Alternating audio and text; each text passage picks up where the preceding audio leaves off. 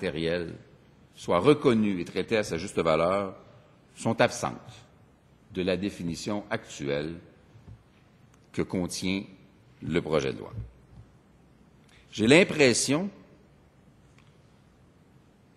que le gouvernement a une crainte de tout ce qui réfère à une identité nationale forte. On ne fera pas l'économie de reconnaître, de souligner, de mettre en valeur une identité nationale forte si on veut aborder avec le moindrement de sérieux les notions de patrimoine sous toutes ses formes. Il y a une convention internationale sur la protection du patrimoine immatériel. 130 pays y ont adhéré, mais pas le Canada. Je pense aussi que le Québec, par souci de cohérence, doit exercer des pressions pour faire en sorte que le Canada y adhère et que le gouvernement du Québec puisse, à son niveau et à sa façon, souligner son adhésion, son désir de s'inscrire et de participer à ce que promeut cette convention qui est fort importante au niveau international. Le patrimoine immatériel soulève plus qu'aucune autre forme de patrimoine le risque de ne pas bien faire l'exercice d'en dresser l'inventaire. Vous savez, l'Université Laval a un inventaire d'éléments patrimoniaux qui est énorme, qui est extraordinaire, qui est une référence. Et malgré tout, une fraction seulement de tout ce qui peut être reconnu comme patrimonial avec pertinence, parce que comme on l'a établi hier, c'est infini ce qui peut être reconnu comme patrimonial. Il y a seulement une fraction de ce qui peut être établi comme faisant partie de façon pertinente du patrimoine qui est contenu, répertorié, inventorié dans cet exercice mené par l'Université Laval. Pour ces raisons-là, comment circonscrit-on l'inventaire de ce qui est ultimement des pratiques? Et une fois qu'on l'a circonscrit, comment en assure-t-on la perpétuation? Il y a deux façons. La première façon, et de loin la meilleure, c'est par la prestation. La musique traditionnelle ne peut être mieux communiquée que lorsque le musicien qui en maîtrise l'art le transmet à un autre musicien, qui le transmettra à un autre musicien à son tour. La prestation perpétue de façon vivante une pratique qui ne pourra jamais aussi bien exister que comme ça. On pourra la décrire, on pourra la documenter, on pourra l'enregistrer, mais jamais elle n'aura la même pertinence patrimoniale que si elle est pratiquée, que si elle vit et si elle est transmise. L'autre élément, l'autre façon, c'est effectivement la captation. Sans être très technique, on ne peut pas qu'envoyer un caméraman avec une petite équipe rencontrer des gens qui perpétuent encore aujourd'hui une pratique culturelle, mettons qu'elle soit artistique, et dire enregistre ça, ramène ça, puis on va avoir fait le travail de perpétuer cette pratique-là. Ça ne marchera pas. On ne peut pas envoyer n'importe qui sans une formation rigoureuse, capter de façon audiovisuelle des pratiques artisanales de confection d'objets par, mettons, les Premières Nations. On ne peut pas envoyer quelqu'un filmer un rituel dans une communauté, quelle qu'elle soit, et avoir l'impression qu'on vient de capter l'essence de ce rituel-là. Pourquoi? Parce que la simple présence d'observateurs extérieurs, d'outils, de caméras, d'éclairage, va altérer, affecter, changer l'exercice, et c'est une spécialité, et c'est une connaissance scientifique précise, et c'est l'objet de l'ethnologie que d'être en mesure d'observer, de comprendre, d'analyser et de transmettre la connaissance qui vient avec cette part précise de l'exercice de captation de ce qui, dans ce cas-ci, est du patrimoine immatériel. Je doute fortement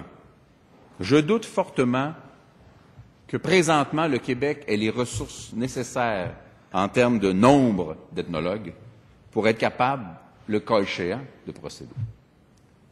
Encore faut-il qu'on ait une définition opérationnelle valable pour être capable d'établir clairement ce qui sera inventorié ou non, avant, par la suite, de vouloir en assurer la perpétuation. Et toute cette séquence d'activités essentielles ne semble pas prévue. Elle a un bras législatif qui devrait faire en sorte que ce soit encadré, mais encore ici, il y a un appel vibrant pour qu'une politique accompagne la loi. Le cadre ne me dit pas combien de temps j'ai pris, Madame la Présidente, et donc ne me dit pas combien il m'en reste. Il vous reste 8 minutes à peu près. Excellent. On va appuyer sur l'accélérateur. Je prends un moment pour souligner. Je suis convaincu qu'il y a une ouverture pour que ce soit corrigé. Je prends un moment pour souligner l'absolue nécessité que ce qui, dans ce projet de loi, touche les Premières Nations, soit revu. Dans sa formulation actuelle, le projet de loi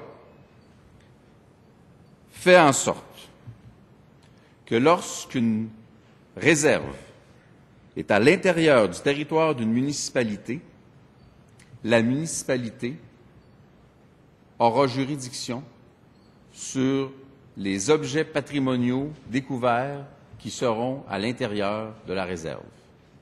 Je doute fortement que les Premières Nations aient envie que leur patrimoine, qui est infiniment plus ancien que le nôtre, soit traité par les municipalités où elles sont localisées.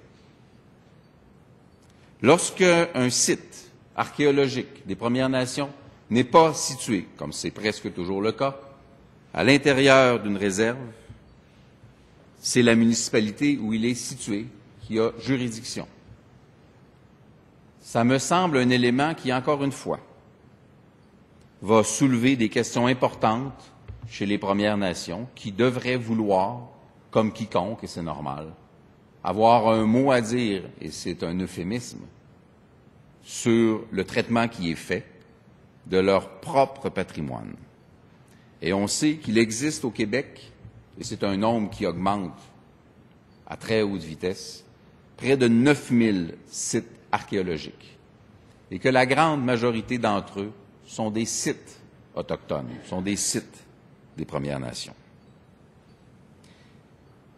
Je pense qu'il y a, et on sait qu'à chaque fois qu'il y a des interactions à avoir avec les gens des Premières Nations, ça prend une certaine prudence.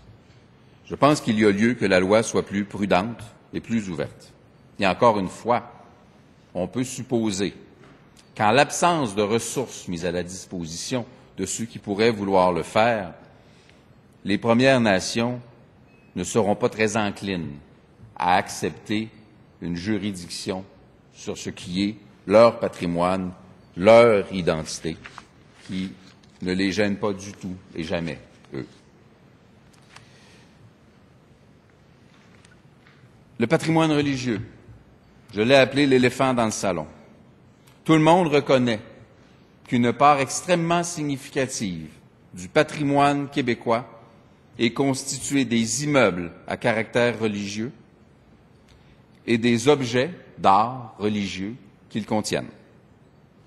Malgré tout, la loi dissémine les éléments relatifs au patrimoine religieux sous un ensemble de rubriques autres qui ne nomment pas comme tel le patrimoine religieux. Je porte à l'attention de la Chambre et des gens qui travailleront sur la suite du projet de loi que le fait de reconnaître qu'un élément patrimonial est à caractère religieux ne fait pas obstacle à notre volonté d'être une société dont l'État est laïque. On peut reconnaître l'histoire d'un objet, l'histoire d'un immeuble. On n'a pas le choix d'ailleurs que de reconnaître tous les éléments de notre identité et de notre histoire qui sont issus et qui sont à caractère religieux. On sait que cette loi va susciter des attentes importantes parce qu'on a vu dans l'actualité des cas d'immeubles à caractère religieux où il y a eu controverse. Je suppose que ma collègue de Schlager-Maisonneuve reviendra sur le cas du Très Saint Nom de Jésus. Il y a eu le cas des bas-reliefs à Oka qui ont été sauvés par le Musée de la civilisation de Québec. Il y a des dizaines, et c'est aussi un nombre en augmentation, d'églises dans des communautés locales que les communautés locales veulent s'approprier parce qu'elles font partie de leur patrimoine à elles, mais aussi parce qu'elles veulent garder ces immeubles pour différentes fonctions, dont souvent encore la fonction de culte. Mais les immeubles impliquent des coûts de rénovation, des coûts d'entretien, parce que l'Église temporelle s'en est délestée, ou veut s'en délester, et ne sont pas entretenus à la mesure où ils devraient l'avoir été. Il y a le cas spécifique des communautés religieuses, qui sont autre chose. Les communautés religieuses dont les représentants sont venus rencontrer la commission parlementaire pour nous dire que les communautés sont vieillissantes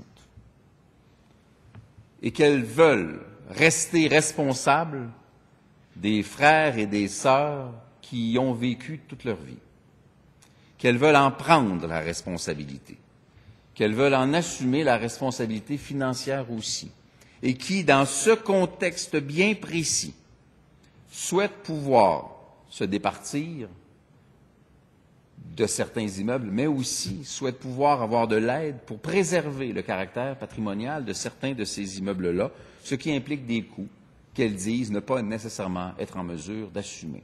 Et c'est un cas complètement différent de celui de l'Église plus conventionnelle qui possède des églises au sens immobilier du terme et qui, à défaut de fréquentation et des revenus qui vont avec la fréquentation, veulent s'en délester. C'est un cas complètement complexe sur lequel on devra assurément se pencher.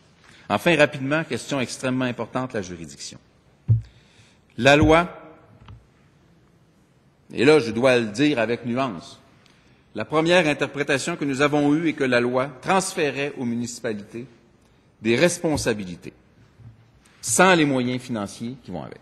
On nous dit non, c'est facultatif, elles ont le choix, on insiste, elles ont le choix.